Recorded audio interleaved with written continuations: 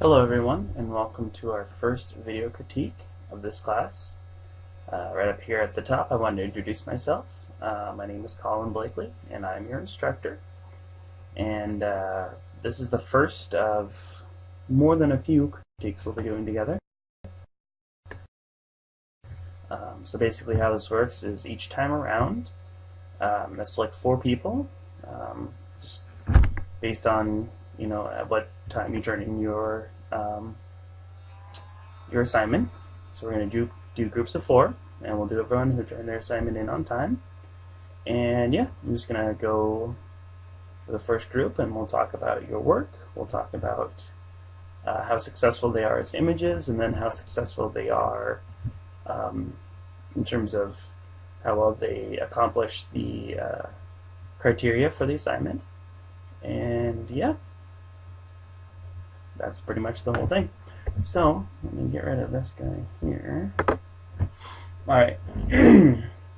So the group that you guys are in this time is composed of Stephanie, Abel, Dorothy, and Teresa. These first 4 here. And I'm just going to go ahead and do them in order. We'll start with Stephanie. Get a little lag time on the computer here, excuse me. And let's go ahead and make that full screen. Close that, maybe that'll speed things up a little bit. Alright, so zoom that out a little bit because it's getting a little bit pixelated. And I'm just going to go through and we'll sort of talk about one's images from the contact sheet that are working well, and then sort of look at the 5 final images, and we'll discuss, again, the stuff that I just talked about. No need to repeat it since I just said it. Sort of like what's going on here. There's kind of a nice starkness to this image. Good use of depth of field as well. And I'm trying to remember, I looked at these earlier, which ones I was going to plan on talking about. So you sort of have some nice scenes where, like, you can see that Stephanie is sort of working the same sort of scene that she set up on these rocks, and she's sort of looking at it from different angles and sort of recomposing the image. I refer to that as working the scene. I think that's a really sort of a smart way to approach it, because you rarely get, we sort of, if you plan your images out ahead, you sort of have an idea of what it's going to look like. Okay, now these are getting into her final 5 here. Anyway, you have an idea of what it looks like, but so shoot that image first, and then what I do is I kind of work around, sort of use that setup and sort of explore the area and see if that's really sort of the way I want to compose the image, how I want everything to look. Alright, so starting here, this looks like her cyanotype image here, I'm guessing by the blueness of it. And I think, I kind of like these side by side like this because I think it makes it really easy to compare. I think that actually works fairly well as a cyanotype. But let's kind of, okay. Excuse me. Oops. I feel like we just skipped an entire one there. Pardon me, got a little bit of a cold here. Okay. So let's go ahead. This looks like sepia tone, or you can call it sepia tone. Either way is just fine. So yeah, that looks pretty good. Yeah, okay, now this looks more like a, oh no, this is probably the selenium tone, I'm guessing. Oh, split toning? Oh no, this is probably selenium. Sometimes it can be hard to tell. Okay.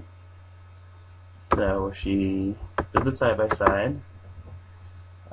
Then she sort of repeated these here.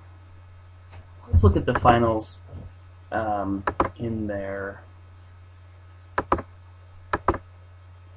sort of final tone. Okay, so we'll start with black and white. I'm actually going to go ahead and zoom this out just a little bit. Sorry, getting a little bit of lag on this computer. Okay. Yeah, I think that this is actually an improvement over the image as shot. The thing that happens with converting an image to black and white is it really does focus your eye on sort of formal elements, composition, sort of your design elements, and I'm really enjoying this and the way this is kind of being distorted by that ripple. I find this a much more interesting image in black and white. Cyanotype. Okay, so I was right about the cyanotype. This actually kind of reminds me of the way that these were sort of used historically. Like it kind of matches some of the subject matter that was typically used. Yeah, I like that. Okay, so this was the selenium tone. So what did I think? This, I pointed this one out as we were looking through them before. I really like the way that this looks, and I think that selenium tone actually does add something to it. I think there's kind of a starkness that people associate in general with sort of leafless trees, and the sort of selenium tone I think adds something to that as well. Okay, sepia. And then, okay, so that was a split tone. Okay, so I would say, I think I'm probably going to go with this as your most successful image. Again, for the reasons I just mentioned. In terms of least successful, I think I'm probably going to say, actually, this guy. Your subject here, assuming that this guy is your subject, the squirrel, is a little too centered for me. I kind of think I prefer him sort of up near one of these kind of imaginary, rule of thirds intersections here. And I feel like he's getting a little bit lost in this. He's a little easier to pick out in the color version, but I think he's close enough to sort of the texture and color of everything here that he gets a little lost. So that's what I would say about that. Overall, Stephanie, pretty nice job. I think that this was fairly successful. All right, next up, I think we're going to go to who? Abel? All right, here it is. I'm going to expand on this here, hopefully. All right. This looks like you're in your signature? I don't know. I like that. I don't know what I'm talking about your sort of title card here, but I thought that this turned out really pretty well.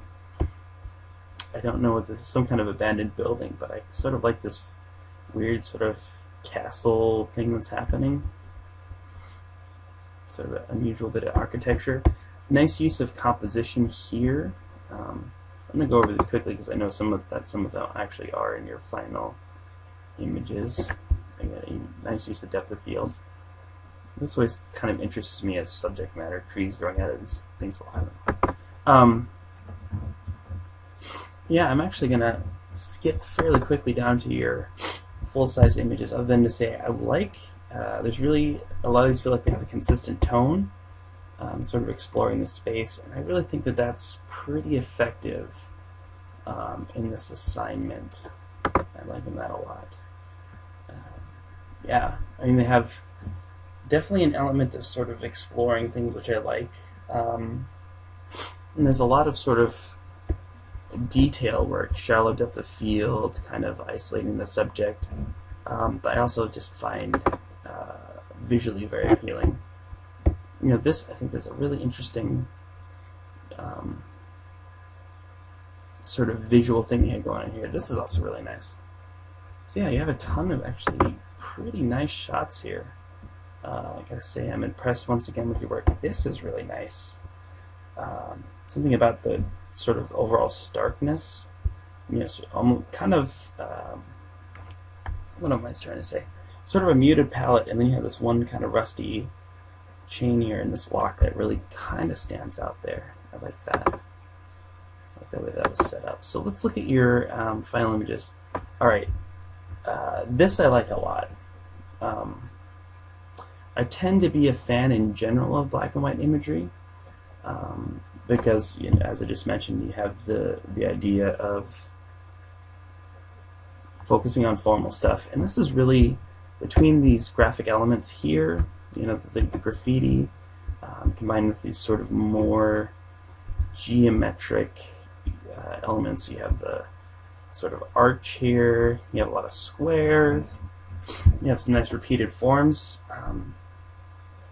I think this is a pretty nice image overall, and then when you sort of add in the black and white and the really nice tonal values here, this really is pretty outstanding.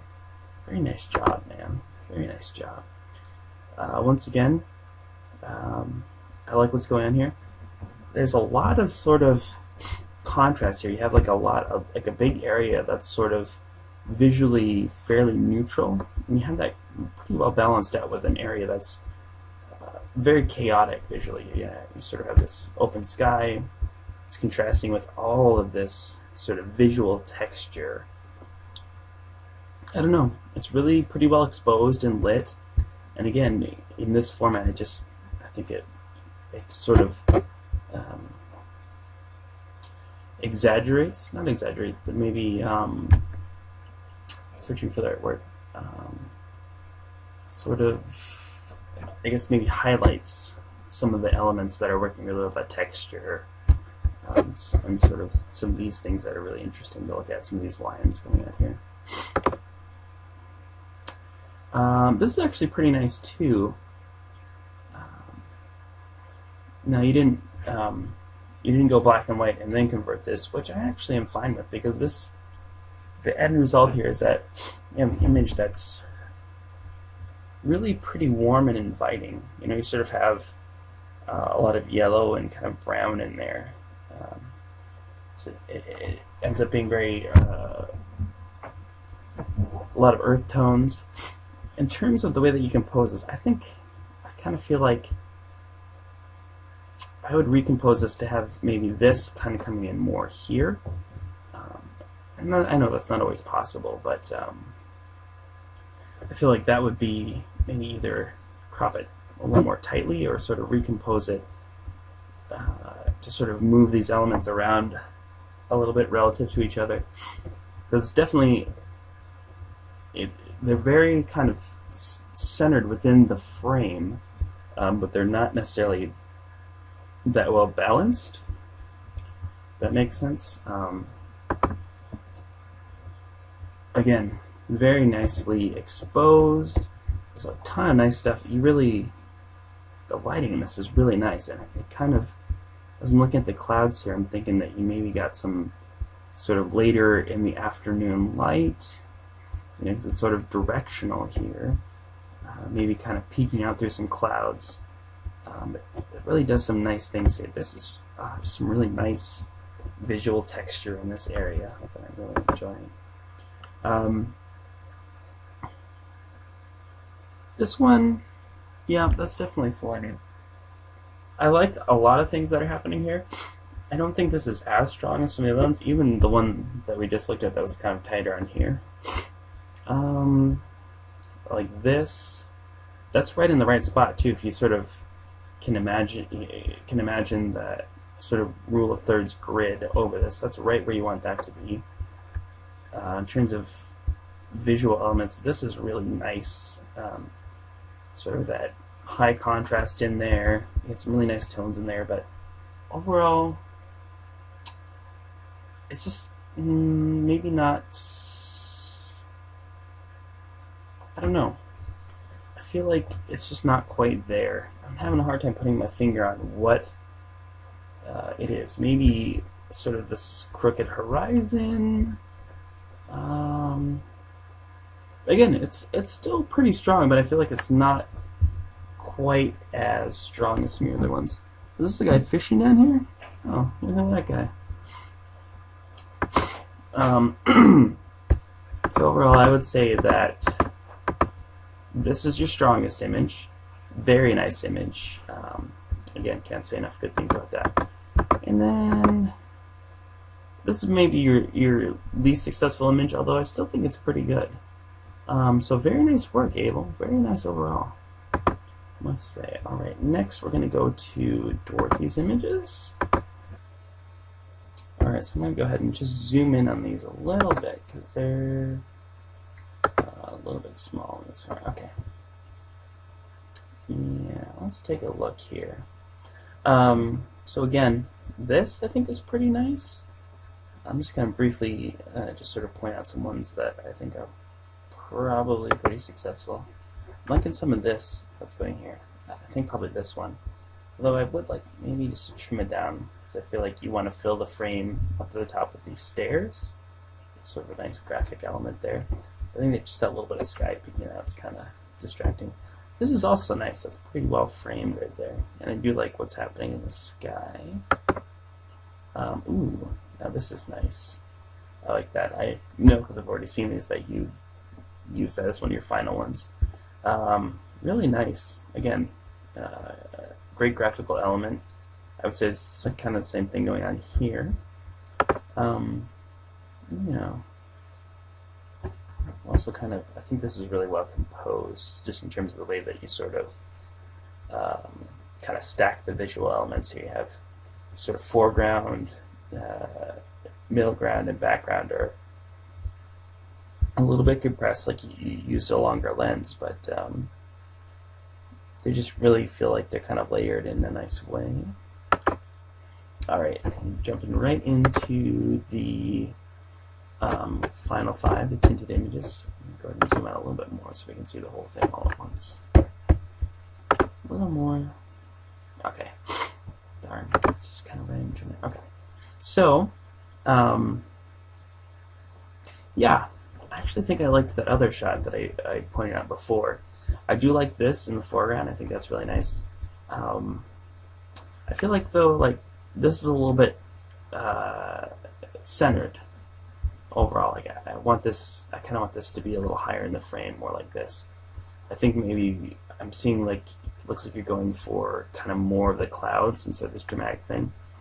But I feel like you could still kind of get that even if you had the top of your frame right here.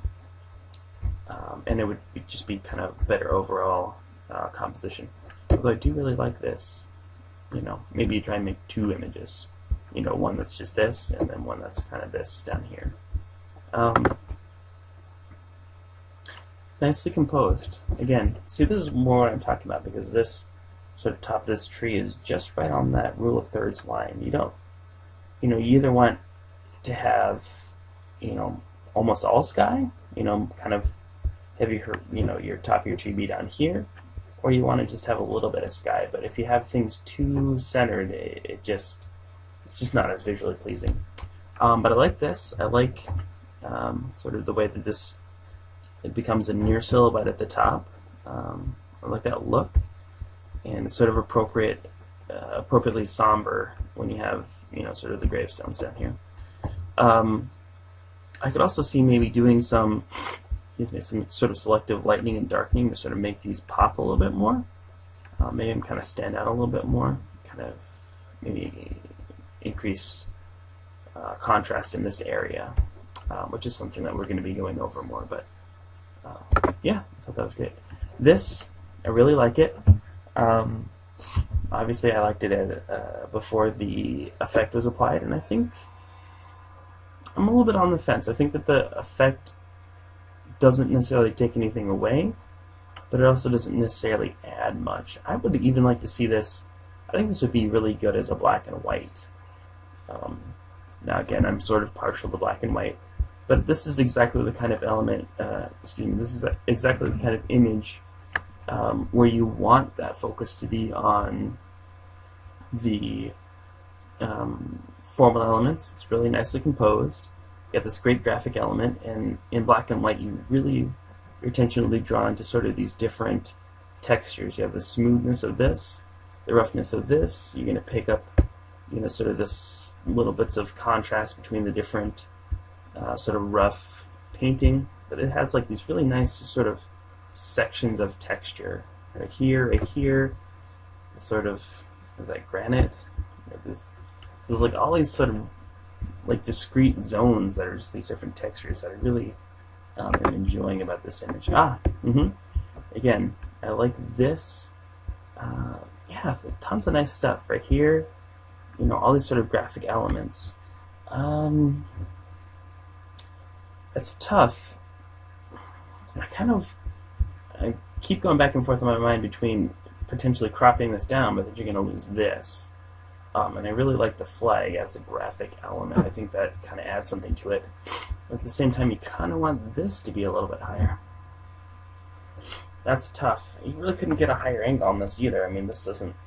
It would really change sort of how this image is put together. I don't know the lower angle will do it. I think you probably made the best out of this situation. This is really nice, though. And this is nice, and that's nice. So you really have some nice tight elements. Maybe... I don't know if it'd be possible to come in and sort of recompose this, like take a few steps to the right and recompose this to get like a little bit of a tighter framing from this side. I don't know. Whenever a lot of times a big thing that I do is just to sort of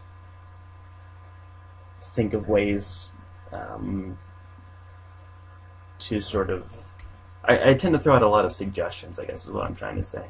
Not necessarily anything against your image. I'm just trying to think of what I would do if I was there and suggest different ways of doing it, I guess. This one's okay. I don't think not as visually strong as your last few, but I think maybe what's throwing me off is this. It definitely is, you know, I can see this line all the way here, so you definitely didn't overexpose it, but it is distracting to have something this light right on the edge of your image. It's kind of tending to pull my eye away, or the other thing it does is kind of make your frame look a little bit like my eye is kind of reading this as the edge of the frame, coming across here, kind of going down and like that. So it kind of makes the edge look a little maybe jagged or uneven. So yeah, I would say that's probably your least successful. I would say that is your most successful, although this one is also really nice. So yeah, I thought you had some pretty good stuff here, Dorothy. Nice work. And then last but not least, let's look at Teresa's work here. All right. You were also in the cemetery. And again, you did some of the stuff that I was talking about with Stephanie's work, where you see, you know, again, this is always, I think, a thing that's good, is you see these repeated, or not repeated, but sort of working of that scene, you know, finding different angles, recomposing your image, seeing what works. Excuse me, I'm seeing a lot of that there. And that is always a good thing to see. I mean, if you were to look at, you know, pick whoever top of our field, you know, it's shooters for National Geographic or, you know, whoever, whatever area of photography that you're looking to go into, what you see on their contact sheets were you to look at them is this. You see, like, you know, you see the image, and a lot of times it's the first one, you know, because as you do this enough, you start to see photographically, and you kind of compose it in your mind, even as you're walking up to shoot it. But you still see this. You see, you know, capturing the details, getting closer, getting further away, working the scene. And again, that's just what I call it. I mean, everyone calls it something different, but you see that sort of playing with the elements and composing them differently throughout there. So these are the final 5. I'm actually going to go through one by one rather than just say, like, this is good, you know, blah, blah, blah. So I'm going to go through here. Okay. So this is one that I think works really well on black and white. Again, you get that sort of highlight on that detail. I think the depth of field here is pretty good. I think that's working to, you know, sort of isolate or make this, you know, draw the viewer's gaze to this first and then the secondary. So you're sort of ordering it. You're, you know, telling the viewer where to look when. Always a good thing. Yeah, I think that's. I do like the color version, but I think the black and white version is stronger because it's sort of, again, highlighting those areas that are interesting in there. Willie. I was doing the math here. So Willie was 18? 17? I don't know. I'm guessing this is someone's pet, since most people don't just get buried with their first name. I don't know. But you can't bury a pet in a cemetery, can you? I mean, other than pets. I don't know. Getting off topic here. I don't know what I think about this. I guess it does sort of, you know, in our mind we associate sepia with kind of old things, you know, because it's obviously it's based on something that naturally happens when photographs age. So we definitely have that association, you know, based on that in our culture. I think I kind of like it, although, I mean, again, I think this would be one that would be even more effective just in black and white, but obviously she had to make one of each different tint effect, so or maybe, you know, like a selenium tone might also work well for that. This actually I thought turned out really well in the tone. Something about this kind of, I think, yeah, it's sort of, this looks more like it could have been shot like 50, 60, 70, even 80 years ago. And I think that sepia and selenium together, that split tone, is definitely, it's suggesting that, whereas this looks fairly straightforward, you can kind of see the modern house in the background. This looks like it could have been shot way back when. Also really nice, again, if you imagine that rule of thirds, that's right where you want that to be. And that's sort of the primary thing. Very nicely composed. This is good. I feel like, yeah, not terrible, not awesome, but, you know, well executed. And yeah, I'd say the same there. So probably your most successful image is yeah, this first one. All right, so my son has come to talk to me now. So that's it for this time around, guys. Thank you very much for all your hard work. Can you say thank you to the nice people? Thank you, nice people. All right, buddy. So yeah, that is your first video critique. You can expect more like it coming up here in the future. And yeah, expect one, I guess, in the next day or two for your next assignment. Thank you very much, guys, for watching. Oh, one more thing. At the end, I always give you a special word to let me know that you watched the whole thing all the way through to the end. So what you're going to do is below where this is, you're going to post the word gravestone, and that will let me know that you watched this all the way through to the end. So right below where you have the link to this video, just respond to it, write the word gravestone, or include it in a sentence somehow if you want to be sneaky and not let everyone know what the secret word is. And yeah, that is it. Thanks for watching, and I'll see you next time. Bye. Bye. I just had to put paper in the garbage. Oh, okay. The garbage is not in here.